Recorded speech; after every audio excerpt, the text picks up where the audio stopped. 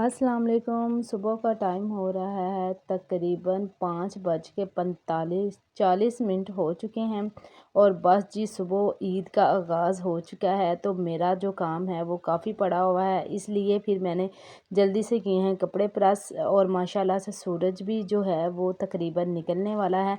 ये जो होती है ना सुबह, ये तो कभी भी आपको मिस नहीं करनी चाहिए।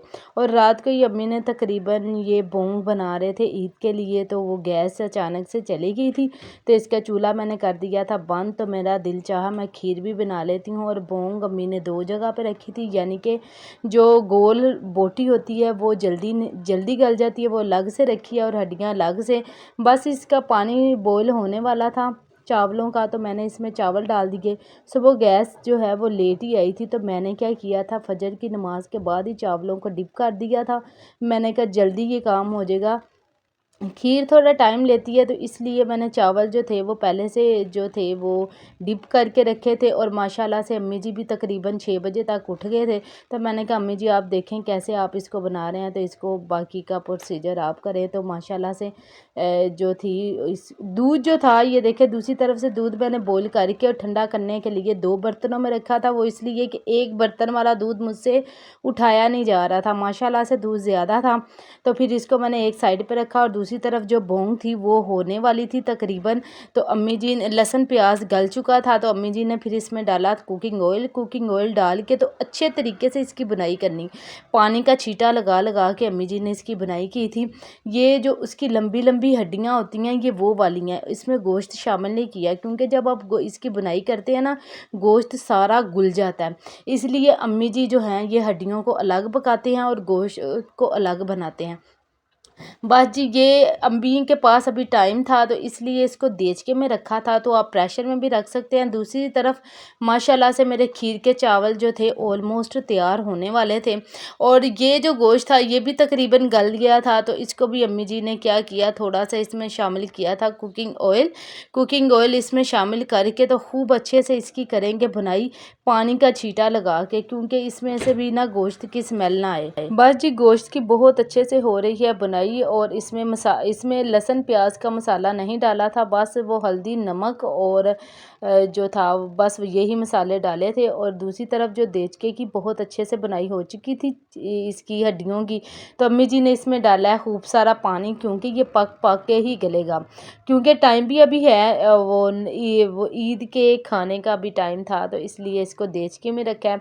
देचके में बनाने से जो इसका टेस्ट आता है ना वो प्रेशर में नहीं आ सकता। खूब अच्छा सा अम्मी जी ने इसमें पानी डाला, इसको दरमियानी आंच पे तकरीबन पकने के लिए रख देंगे। मुझे थोड़ा पानी कम लग रहा था, क्योंकि माशाल्लाह बोंग ज़्यादा थी, बड़ा देचका, आपको वीडियो में छोटा लग रहा होगा लेकिन ये माशाल्लाह से काफ़ी बड़ा देचका है। और दूसरी तरफ ये देखिए हड्डियाँ अलग से रखी थी, इसमें थोड़ा सा अम्मी जी ने पानी शामिल किया था ताकि ये गोश्त यानी कि हाफ डन करना है, सारा नहीं डन करेंगे, बाकी ये हड्डियों में जाके तो फिर बनेगा। हड्डियों को अम्मी जी सेपरेट करके तो फिर इसको बनाएंगे, हड्डियाँ सारी निकाल के, क्योंकि जब आप खाते हैं ना तो मुंह के अंदर ना हड्डियाँ ना आए। जब हड्डियाँ आती हैं ना सारा मज़ा ख़राब हो जाता है, तो इसलिए अम्मी जी हड्डियाँ को जब अलग बनाएंगे तो फिर इसको परात में निकाल के या किसी भी बड़े बर्तन में आप निकाल के आसानी से इसको ठंडा करके वो निकाल के तो सारी इसको स्टेन करके तो फिर इसको जो है ना वो इसमें डालेंगे।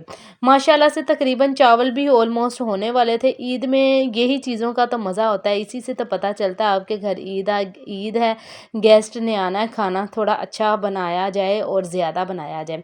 खीर तो ऑलमोस्ट हमारे घर में बनाई जाती है, लेकिन चाँद रात जो थी उसमें टाइम नहीं मिला था, तो मैंने कहा सुबह उठ के ना फजर की नमाज के बाद ही ये काम जो है ये मैं कर लेती हूँ।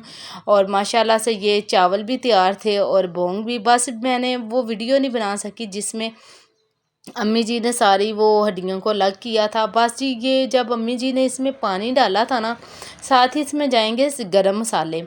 गरम मसालों में क्या शामिल किया है, इसमें है धनिया, खुश्क धनिया साबुत, बादियान के फूल, दालचीनी, लौंग जाएगी, बड़ी इलायची जाएगी, इसमें छोटी इलायची जाएगी। ये अम्मी जी इसमें बड़ी इलायची डाल रहे हैं, छोटी इलायची डाल रहे हैं। हाँ जी, जब मैंने इसको डालना है ना उसमें बोंग में, तो इसकी पोटली बना के तो फिर डालेंगे। और मैंने क्या किया था, मलमल के कपड़ा ले लिया था थोड़ा ज़्यादा, तकरीबन 2 गज़ मैंने कपड़ा ले लिया था, उसकी मैंने पोलियाँ बना के रखी हुई हैं एडवांस में, यानी कि आपको पाँव में इस्तेमाल करनी पड़ती हैं, मुख्तलिफ जगह ये खानों में इस्तेमाल होती हैं। मैंने बना के उसको तैयार करके पहले से रखा होता है, तो फिर उसमें डाल लेती हूँ। ये जी इसमें जाएगी सौंफ भी जाएगी, और ये सूंड है, तेज़पत्ता है, और सिंध जो है ऐसे साबुत नहीं जाएगी।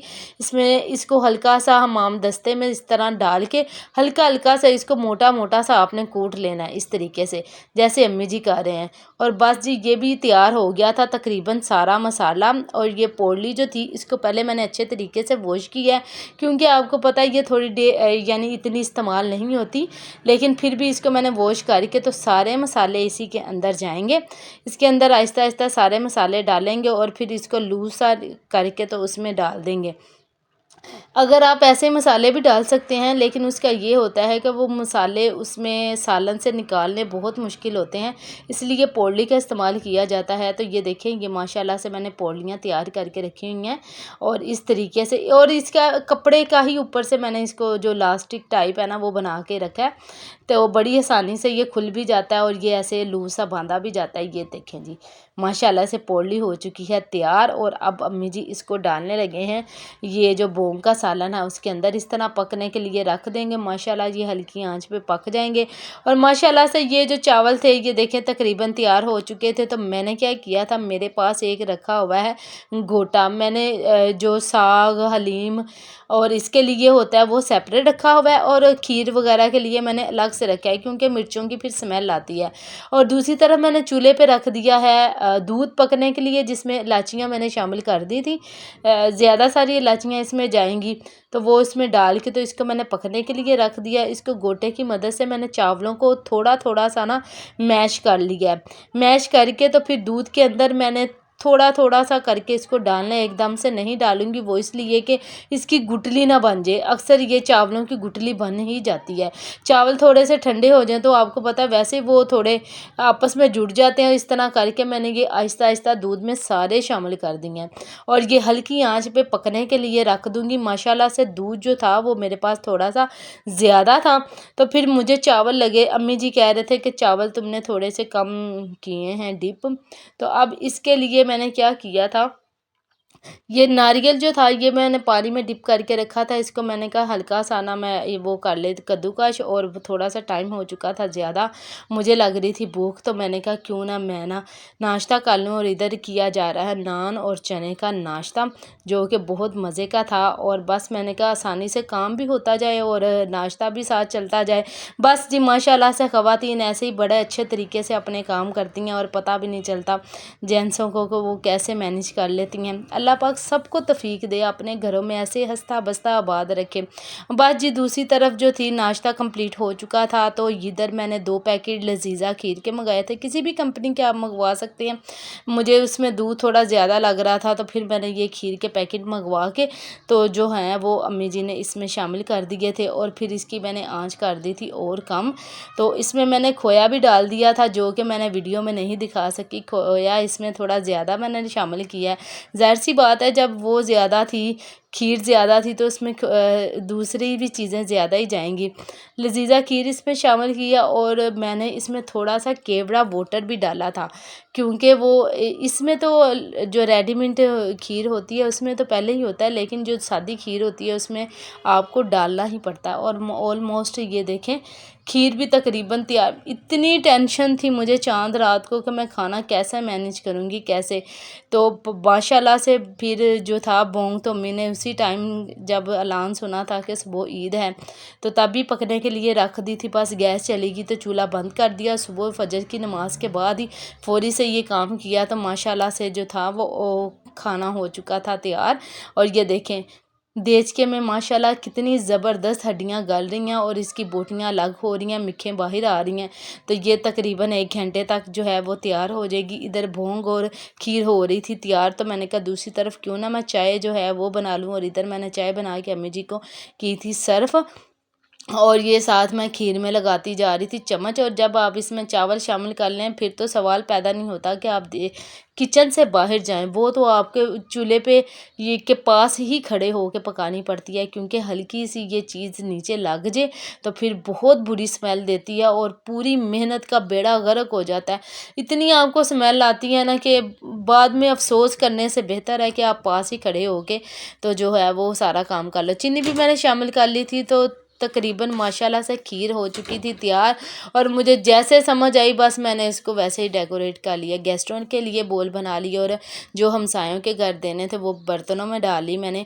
और ये माशाल्लाह से ये बोंग भी ऑलमोस्ट तैयार हो चुकी थी। जब हुई थी ना खीर तैयार तो मैं बिल्कुल सुकून में आ गई थी कि एक काम तो हो गया। और इधर ये बोंग के अंदर जाएगा साबुत गरम मसाला और जायफर जलवतरी का पाउडर है। ये अम्मी जी ने जो आपको दिखाया ये जायफर और जलवतरी का पाउडर है। और ये काली मिर्च इसमें जाएगी और इसमें अम्मी जी शामिल करेंगे गरम मसाला। ये देखें ये काली मिर्च है, आप अपने टेस्ट के हिसाब से डाल सकते हैं। ये इतना आसान मेथड है और इतनी मज़े की ये बनती है ना। ये अम्मी जी ने मसाले के अंदर थोड़ा पानी डाल के तो फिर इसमें शामिल करने लगे हैं।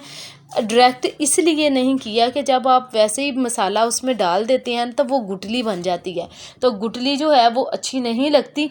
तो इसलिए अम्मी जी ने इसमें थोड़ा सा पानी शामिल करके मिक्स करके तो फिर इसमें डालेंगे। और माशाल्लाह से ये देखें तकरीबन बोंग हो चुकी है तैयार। बस ये मैंने वो वीडियो नहीं बनाई जिसमें हड्डियाँ अलग अम्मी जी करते हैं। हड्डियाँ अलग करके गोश्त को एक जगह पे अम्मी जी ने करके तो शामिल करके तो ये अब पकने के लिए रख दिया। ये 15 से 20 मिनट पकेगा, एक जान ही हो जाएगा। तो बस जी ये इसमें मसाले भी गरम जा चुके थे, तो बस जी खाना तैयार था। तो माशाल्लाह से हमारे घर जो थे मेहमानों की आमद हो चुकी थी। और जब मेहमान आपके घर आते हैं तो फिर ही आपको मज़ा आता है ईद का और पता चलता है कि ईद है। ईद सबको हमारी तरफ से भी, हमारे घर वालों की तरफ से सब बहन भाइयों को ईद मुबारक। और यही छोटी छोटी सी खुशियाँ होती हैं, ये छोटी सी नहीं बहुत बड़ी खुशियाँ होती हैं जिसको हम मनाते हैं। अल्लाह पाक सबको इसकी तौफीक दे, सब जो हैं ऐसे ही हंसते बसते आबाद रखें, ऐसे ही जो है ईदें मनाते रहें, दूसरों के हक़ में दुआ करते रहें। और अल्लाह पाक जो बीमार हैं उनको शफ़ा अता करे, सबकी ज़िंदगियों में ऐसी खुशियाँ लेके आए। और बच्चों को जितनी खुशी होती है ना ईद की, ईदी लेने की, वो खुशी तो मैं कहती हूँ वो हमें भी याद दिला देती है अपने बचपन की, कि हम अपने बचपन में किस तरह से ईद मनाते थे।